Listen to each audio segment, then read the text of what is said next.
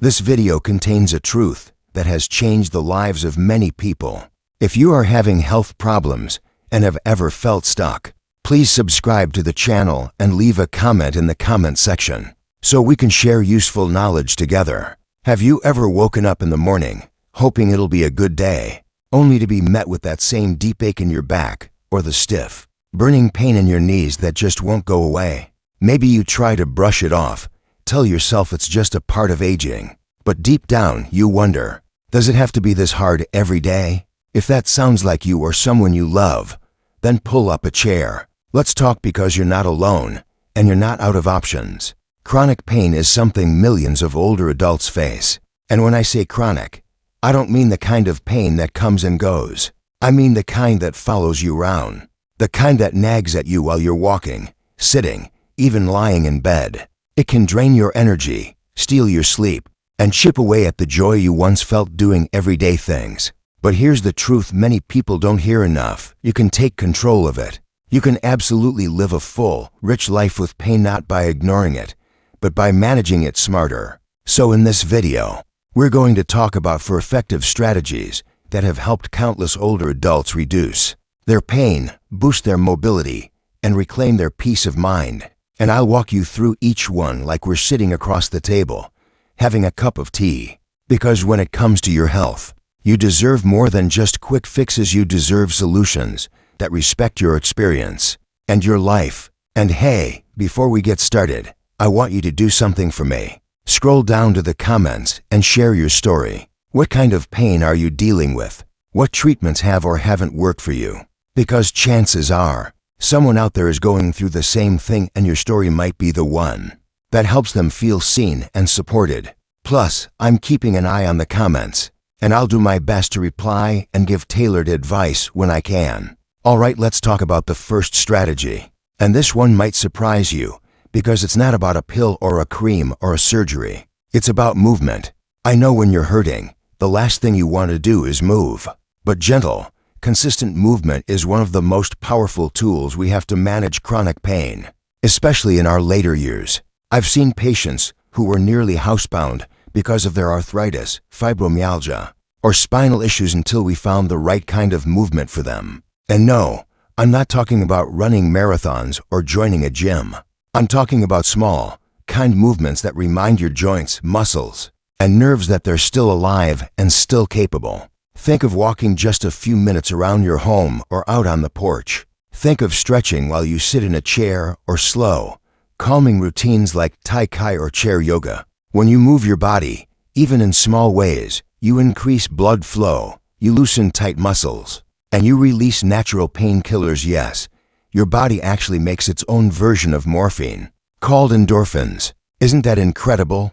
What matters is consistency. If you move your body a little bit each day, your pain starts to shift. It might not disappear completely, but you'll likely find that it becomes more manageable.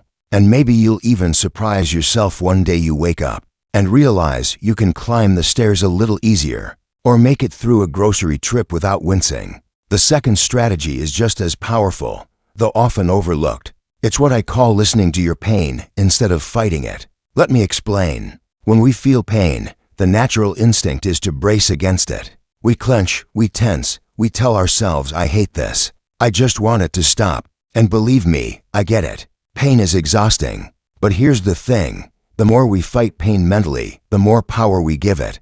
That tension we carry in our shoulders, our jaw, our gut, it feeds the pain cycle. It makes us feel more helpless, more frustrated, more stuck. But when we learn to listen to pain not as the enemy, but as a signal something amazing happens, we start to notice patterns. We begin to understand what makes the pain flare up and what helps it calm down. We stop reacting in fear and start responding with wisdom. One of the most effective ways to do this is through mindfulness and breath work. You don't need to sit cross-legged on a mat or light candles unless you want to. You just need a quiet moment and your breath. Try this. Sit comfortably. Close your eyes if you feel safe doing so, and take a slow breath in and then out. As you breathe, gently bring your attention to the part of your body that hurts. Not to judge it or try to make it go away, but to observe. Notice it. Is it sharp, dull, burning, tight? Does it stay in one place or move around? And as you breathe, imagine sending warmth or light to that area. This practice, even for just 5 minutes a day, can begin to retrain your nervous system, because your brain and your body are always talking to each other. When your brain learns that you're no longer afraid of the pain, when it sees you responding with calm, it starts to dial down the alarm system. That's not magic. That's neuroplasticity. Your brain is capable of change, even after 60, 70, 80 years. And here's something even better: when you combine gentle movement with mindful awareness, you double the impact. You're not just stretching your muscles, you're changing your relationship with pain. You're teaching your body that it is safe to move, safe to breathe, safe to live fully again. So take a moment. Think about how you can begin, even today. Maybe it's a slow walk to the mailbox. Maybe it's a few deep breaths in your favorite chair. Maybe it's writing down how your pain feels after a certain activity. These small choices build on each other. They matter more than you know. Now that we've talked about moving your body and calming your mind, let's explore another powerful tool for easing chronic pain, one that starts with what's on your plate. Sometimes, the hardest part about pain isn't the ache itself, it's the way it slowly changes your daily life. Maybe you used to love gardening, or walking to the corner store, or standing by the stove cooking your favorite stew. And now, the thought of doing those things can feel more like a battle than a joy. But here's the truth: pain doesn't mean the end of your independence. It doesn't get the final say. We've already talked about the importance of staying active and making those small, but mighty dietary shifts. Now, let's turn our attention to something a little less physical, but just as powerful: your mind. You see, how we think and feel about pain plays a huge role in how we experience it. Have you ever noticed that when you're anxious, angry, or down, your pain feels sharper? That's no coincidence. The brain and body are deeply connected. And the good news is, you can learn to use that connection to your advantage. That's where stress reduction and mind-body techniques come in. I know some people hear mindfulness or deep breathing and think it sounds a little too soft or new agey. But let me tell you, after more than 30 years in healthcare, I've seen people with the toughest pain find real relief through simple techniques like guided relaxation, meditation, or even just learning to slow their breathing. Why does it work? Because chronic pain keeps your body in a constant state of tension. It's like your whole system is holding its breath. And when you learn to calm that response, when you teach your nervous system that it's safe again, you're not just easing your mind, you're actually lowering your body's perception of pain. Imagine waking up in the morning, and before you even get out of bed, you spend 2 minutes just breathing slowly, deeply. You gently bring your awareness to your body. You don't judge the pain. You don't resist it. You just notice it. You breathe into it. That simple act can help you feel more in control and less like a prisoner to your body. There's also a technique called progressive muscle relaxation. It's where you tighten and then release different muscle groups, one at a time. It helps identify where you're holding tension you didn't even realize. Over time, this practice helps your muscles stay looser and your nervous system calmer. That calm adds up. It means fewer pain flare-ups, less reliance on medications, and better sleep. Now, if meditation or deep breathing just isn't your thing, there are still ways to ease the mental weight of chronic pain. Talking to someone can make a world of difference. Whether it's a close friend, a faith leader, or a therapist who understands chronic illness, opening up about your struggles can take some of the power away from pain. And these days, there are even therapists who specialize in chronic pain support, teaching people how to break the cycle of pain, fear, and inactivity. And let's not forget about something incredibly underrated: laughter. Yes, laughter. Watching a funny show, chatting with a grandchild, even those silly videos online, they release endorphins, your body's natural painkillers. They reduce stress hormones, improve blood flow, and shift your focus from what hurts to what feels good. It might not cure the pain, but it sure helps carry you through it. Speaking of carrying through, have you ever noticed how much lighter pain feels when you're doing something meaningful? That brings us to another important piece of the puzzle: staying socially connected and emotionally engaged. One of the quiet traps of chronic pain is how it isolates people. Maybe you stop going to church because the pews are hard, or you avoid your neighbor's barbecue because the walk is too far. Little by little, pain convinces you to shrink your world. And when your world gets smaller, your pain feels bigger. But connection is medicine too.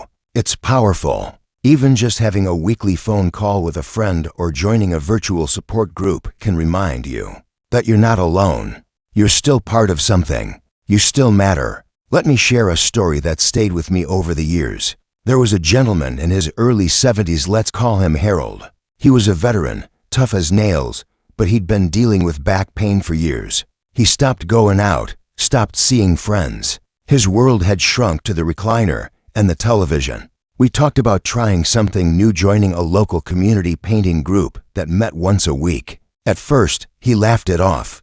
"Doc, I haven't picked up a brush since elementary school," he said. But eventually, he gave it a shot. That group changed everything. He didn't become a master painter. That wasn't the point. But he started smiling more, talking more, and yes, moving more. His pain didn't disappear, but it lost its grip on his life. That's what we're after. Not a perfect cure, but a life that's fuller, richer, and more joyful, even with some aches and pains along the way. Now, before we move forward, take a second to reflect. What's one small thing you could do this week to relax your body, ease your mind, or connect with someone who lifts your spirits? Write it down. Better yet, tell us in the comments. What's worked for you? What's still a struggle? Your story could help someone else find their path too. And remember, if you're ever feeling stuck or unsure, you're not alone. This channel is here to support you. The comment section isn't just for talking, it's for healing, sharing, and growing together. Let's keep going, because there's still one more important piece to this puzzle. If you've made it this far, I want to say something from the heart. Thank you. Thank you for showing up for yourself today. That alone tells me something important.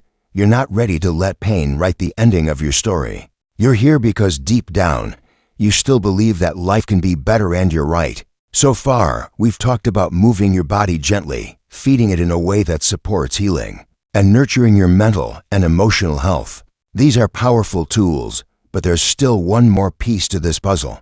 It's a big one, and for many of the older adults I've worked with, it's often the hardest to accept, but also the one that brings the most relief when embraced. Let's talk about personalized medical support and learning to work with your healthcare team as a partner, not just a patient. You see, chronic pain isn't one size fits all, and unfortunately, there's no one size fits all solution either. What works for your neighbor might not work for you, but that doesn't mean you're out of options. It just means you deserve care that's tailored to your life, your goals, and your story. Now, I know a lot of you have had tough experiences with the medical system. Maybe you've been dismissed. Maybe you've tried medications that left you groggy or didn't help at all. And maybe you've even come to feel like pain is just something you're expected to put up with at your age. But let me be clear about something: it's not. You have every right to feel comfortable in your own body. And there are more treatment options available today than ever before.